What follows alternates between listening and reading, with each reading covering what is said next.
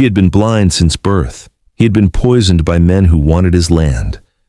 When her fingers first touched his fevered skin, both of them flinched, not from pain, but from something neither expected. "Your heart is beating wrong," she whispered, "but I can fix it." The question is, will you let a woman who lives in darkness guide you back to light? Hello, my dear friend. I am Ricardo Rodriguez, the narrator of Dreams and Destinies. Before we begin, I invite you to subscribe to our channel and tell me which city you're watching from. A big hug and enjoy the story. The New Mexico Territory in 1882 was a place where sight meant survival.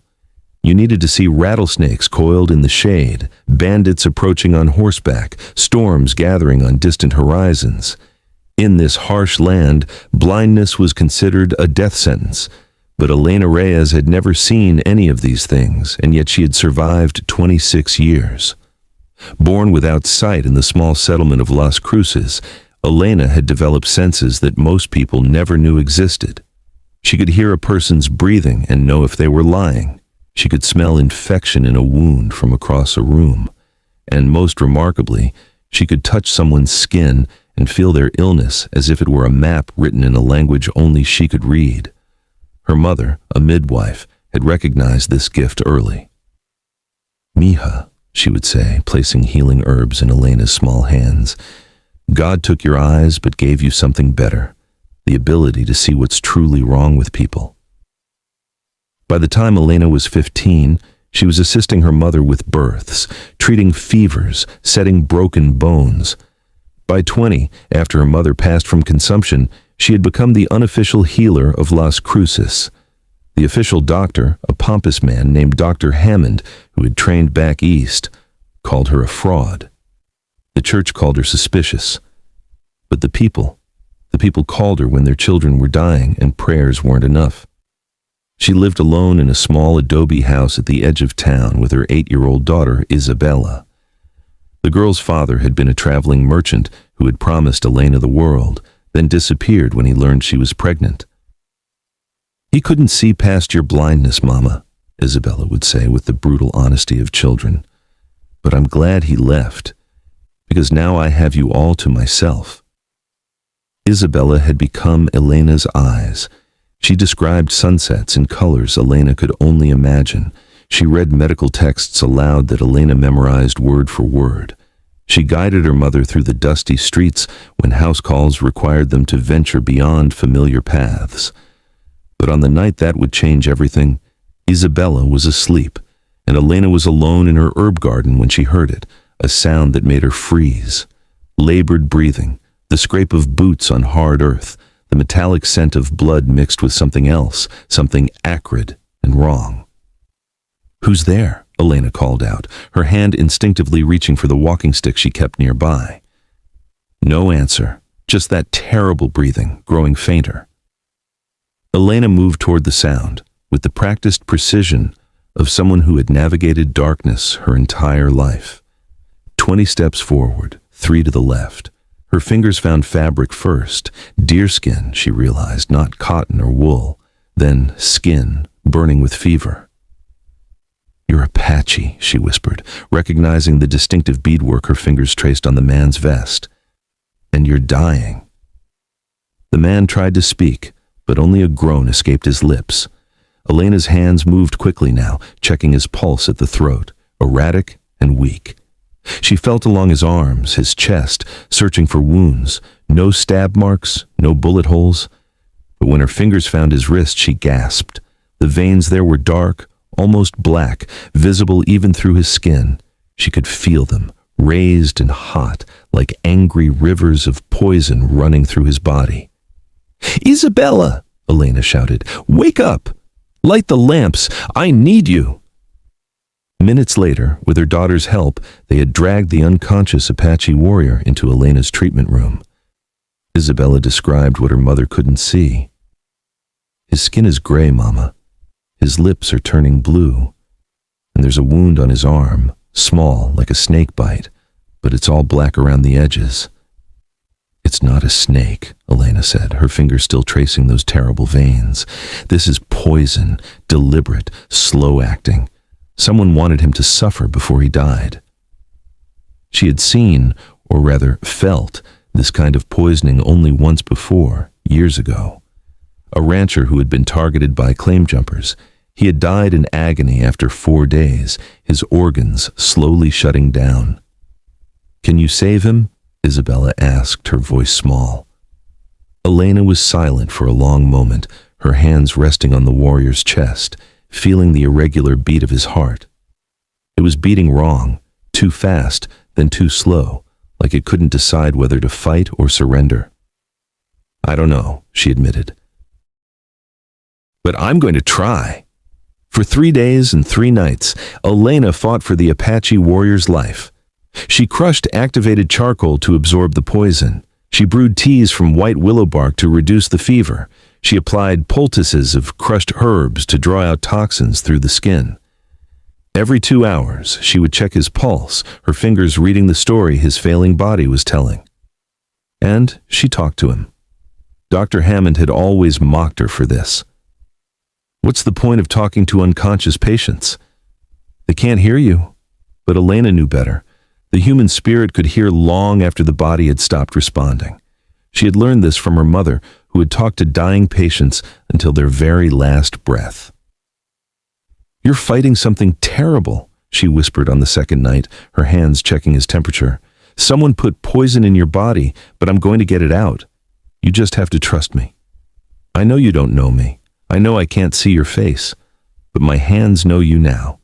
They know every scar on your body, every old wound, every place you've been hurt before. And they're telling me you're a survivor. So survive this too." Isabella watched from the doorway, fascinated. "Mama, why do you talk to him if he can't answer?" "Because healing isn't just about medicine, mija. It's about letting someone know they're not alone in the darkness." On the 3rd morning, Elena felt a change. The warrior's pulse was steadier. The fever had broken. The dark veins were fading.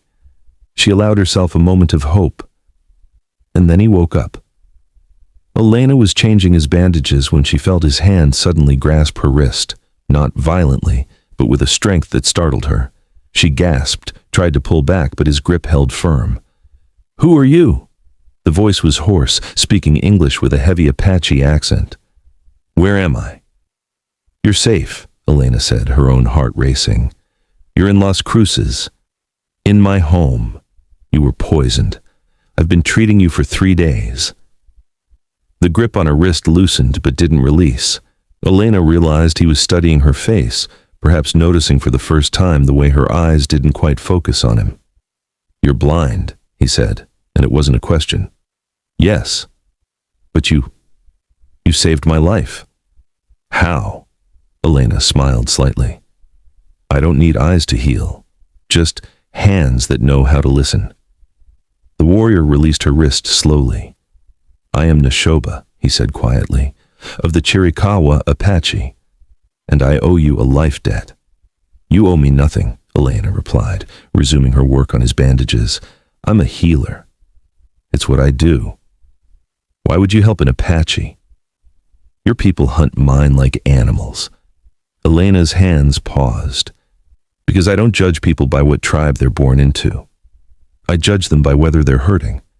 And you were hurting very badly." There was a long silence. Then Neshoba asked, "What did you do to me?" "My body feels wrong, but also better. The poison was in your blood. I had to flush it out, which meant making you very sick, vomiting, sweating, purging. It's why you feel weak. But your heart is beating correctly now. That's what matters." "My heart," Neshoba's voice trailed off. "You said it was beating wrong. How could you know that without seeing?" Elena turned her face toward him, her unseeing eyes somehow finding his general direction. "Because I felt it. Your heart was confused. It didn't know whether to fight or give up. I just helped it remember how to beat properly." Neshoba was silent for a long moment. When he spoke again, his voice was different, softer, more vulnerable. "I thought I was going to die in the desert, alone, in the dark." "You're not alone," Elena said gently. And darkness isn't always a bad place to be. Sometimes in the darkness, we see things more clearly. Neshoba recovered slowly over the next 2 weeks. His physical strength returned, but something else was happening. Something neither he nor Elena fully understood at first. She continued to check on him multiple times a day, her hands reading his progress through touch. Each time, that strange electricity would spark between them. That moment when her fingers touched his skin and both of them would flinch, not from pain, but from recognition. "Why do you pull away when you touch me?" Neshoba asked one afternoon when Isabella was at school. Elena's hands had been checking the lymph nodes in his neck, but at his question, she froze. "I don't." "You do. Every time, like my skin burns you." She pulled her hands back completely, folding them in her lap. "It doesn't burn. It's something else." "What?" Elena hesitated. How could she explain something she didn't fully understand herself? "When I touch people," she said carefully, "I feel their illness. Sometimes it's like heat, sometimes like cold, sometimes like a vibration. It's how I know what's wrong. But with you." She trailed off. "With me? What?" "With you, I don't just feel your illness. I feel everything.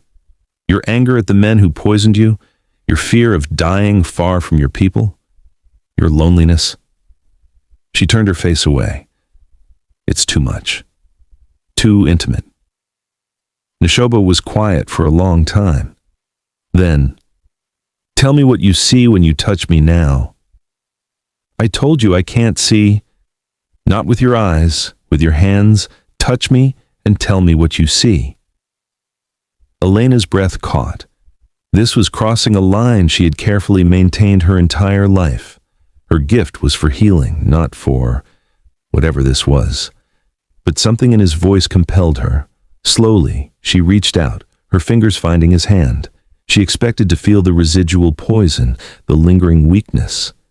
But instead, she felt something entirely different. "I see," she whispered, her fingers tracing the lines of his palm. "A boy running through mountains, free, happy. I see a young warrior, proud of his first hunt. I see a man standing at a river, washing blood from his hands after a battle, wondering when the killing will end." Her voice broke. "I see loneliness so deep it's like a canyon. And I see hope. Just a tiny spark. But it's there. It's fighting to stay alive." When she tried to pull her hand away, Neshoba gently held it in place. "Now let me tell you what I see when I look at you.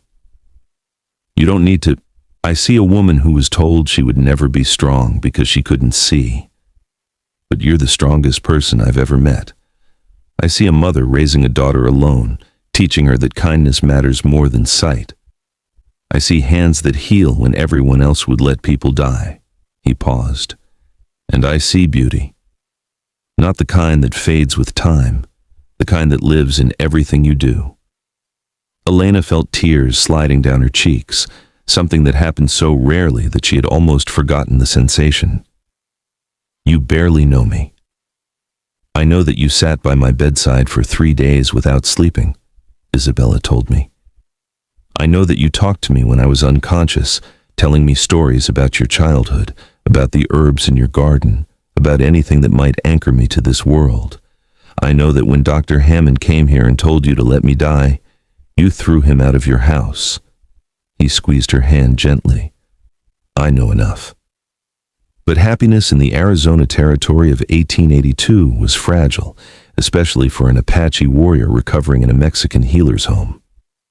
The trouble started when 3 men rode into Las Cruces asking questions. They called themselves land agents, but everyone knew what they really were: claim jumpers who forced Apaches off valuable land through any means necessary. "We're looking for an Apache named Neshoba," their leader, a man named Cutler, announced in the town square. "He's wanted for attacking settlers. Anyone harboring him will be arrested." Isabella came running home, breathless. "Mama, there are bad men in town. They're asking about Mr. Neshoba. They say he hurt people." Neshoba, who had been sitting in Elena's kitchen, stood immediately. They're lying. But it doesn't matter. I need to leave before I bring trouble to your home. No.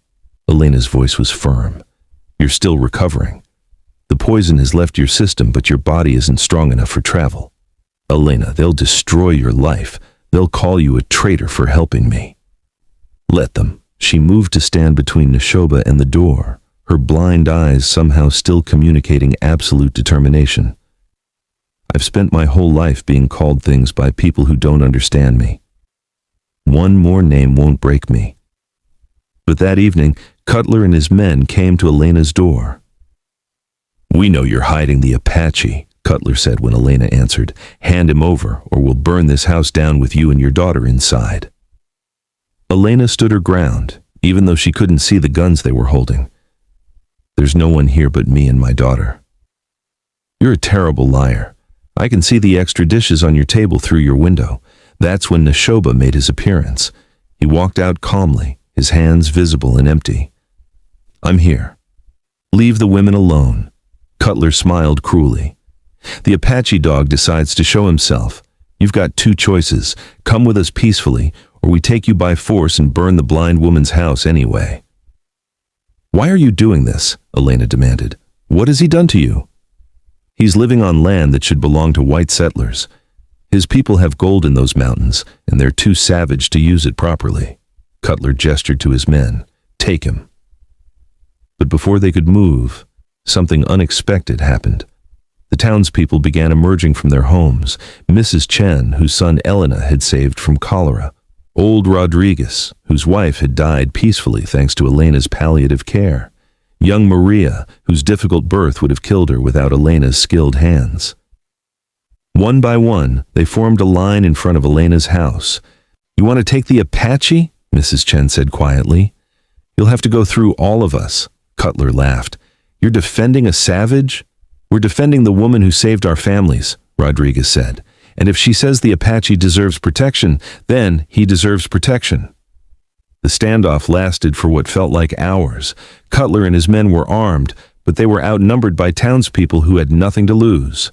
Finally, with a curse, Cutler spat in the dirt and mounted his horse. This isn't over, he snarled. We'll be back with federal marshals. And then nobody will be able to protect you.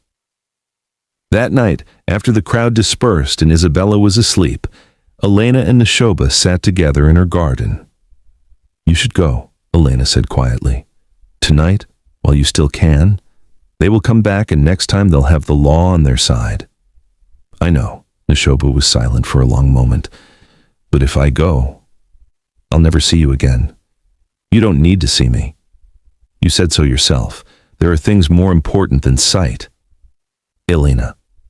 He took her hand. I'm asking you to come with me. She turned her face toward him sharply. What? Come with me, you and Isabella. Come to my people. We need healers. You would be honored, protected, and you would be... He struggled for the word. You would be with me. I can't. This is my home. These people depend on me. These people just risked their lives for you. But there are others here who would see you destroyed for helping me. Is that the life you want for Isabella? Always in danger, always one incident away from disaster? Elena felt tears welling up again. What are you really asking me? Neshoba stood, pulling her gently to her feet. His hands cupped her face with infinite tenderness. I'm asking you to let the woman who lives in darkness guide me to light. But I'm also asking if you'll let me guide you somewhere safe, somewhere you can heal without fear. Somewhere. His voice dropped to a whisper. Somewhere we can see what this is between us. Elena's hands rose to cover his, feeling the calluses from years of survival, the strength that had endured poisoning, the gentleness that had emerged despite a lifetime of violence. I've been blind my whole life, she whispered, but I've never been so afraid of not seeing clearly as I am right now. Then trust what you feel instead of what you see. And in that moment, Elena realized something profound. Her entire life she had been told that blindness was a limitation, that not seeing made her less capable, less aware, less alive. But touching Neshoba, feeling the truth of his heart through her fingertips, she understood that she had been seeing all along, just in a different way. She had seen his pain when she first touched his fevered skin. She had seen his loneliness when she held his hand. She had seen his honor when he tried to leave to protect her. And now, with his hands on her face and his breath mingling with hers, she saw something else entirely. She saw love. "Yes," she whispered. "Yes, I'll come with you." In the mountains of New Mexico, far from the settlements of Las Cruces, there stood a small village where two cultures had learned to merge. Elena Reyes was known throughout the Apache territory as the healer who could diagnose illness through touch alone. She had taught several young Apache women her skills, creating a new generation of healers who combined traditional Apache medicine with her unique techniques. Isabella, now 11, was fluent in both Spanish and Apache. She served as translator, helping her mother communicate with patients. But more importantly, she had learned her mother's gift. "The seeing runs in families," Elena would explain. "You don't need to be blind to understand that touch can reveal truth." And Neshoba, he had returned to his people not as a warrior seeking revenge, but as a leader advocating for peace. The poison that nearly killed him had been administered by claim jumpers, yes, but surviving it had changed him. "I almost died, filled with hate," he told tribal councils, "but a woman who couldn't even see my face showed me there's another way." He and Elena had married in a ceremony that blended both traditions. When asked how they fell in love, Neshoba would always say, "She touched my hand and saw my soul. How could I not love someone who sees what everyone else misses?" Elena would add, "And he looked at me and saw everything I was, not everything I couldn't be." That's the rarest gift of all. On a spring morning, as Elena tended to her expanded herb garden with Isabella describing the colors of new flowers, Neshoba approached and took her hand. "What do you see?" he asked, their private question, their secret language. Elena smiled, her fingers tracing his face, reading the lines that had deepened with laughter and leadership. "I see a man who was dying in the desert and is now fully alive. I see a warrior who learned that the greatest strength is gentleness. I see," she paused, placing his hand on her stomach, "I see a future that's growing." Neshoba's breath caught as he understood. In the distance, Isabella squealed with delight, having heard the news. That evening, as the sun set over the mountains in colors Elena could never see but always felt, she sat with her family and thought about the journey that had brought them here. She had been told her whole life that blindness was a curse, but it had led her to develop gifts that saved lives. It had taught her to see beyond surface appearances, and it had opened her heart to love in its purest form, love that didn't depend on seeing, but on truly understanding. "What are you thinking about?" Neshoba asked, his arm around her shoulders. "About darkness," Elena replied, "how I've lived in it my whole life." "But darkness isn't empty. It's full of everything we're brave enough to reach for." She turned her face up to where she knew the stars would be, shining in patterns she could never see but could somehow sense. And she realized that she had been wrong all those years. She wasn't living in darkness at all. She was living in a different kind of light, one that most people never discovered because they relied too much on their eyes and not enough on their hearts. And in that light, everything was visible, everything that mattered anyway.